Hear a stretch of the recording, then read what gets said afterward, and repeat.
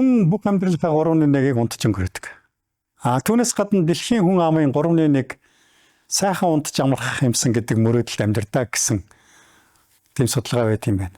Тэгэхээр энэ маань юу гэсэн үг гэхээр бид унтлагын өрөөний төлөвлөлт, шийдэл, тэнд хэрэглэгддэг бүх тавилга хэрэгсэл энэ бүх зүйлд нарийн хандах ёстой гэсэн үг. Ганцхан зүйл хэлэхэд унтлагын өрөөний гол хэрэгсэл бол ор.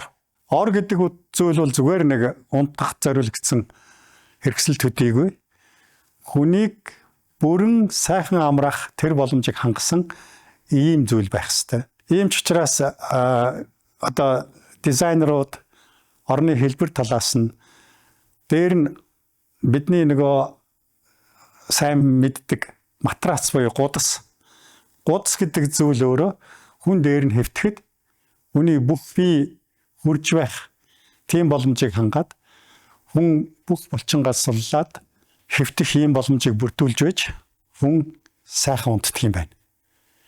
Үүнээс гадна унтлагын өрөө гэдэг хүн өглөө босоод шинэ өглөөтэй дараагийн өдөртөө учирдаг ийм өрөө. Тийм учраас өглөө босоод өшгөө нээхэд цонхоор мань харагдах яг тэр харц, өглөөний нарны тусгал энэ бүх зүйл бас л унтлагын өрөөний шийдэлд тооцогдох ёстой юм байдаг юм байна.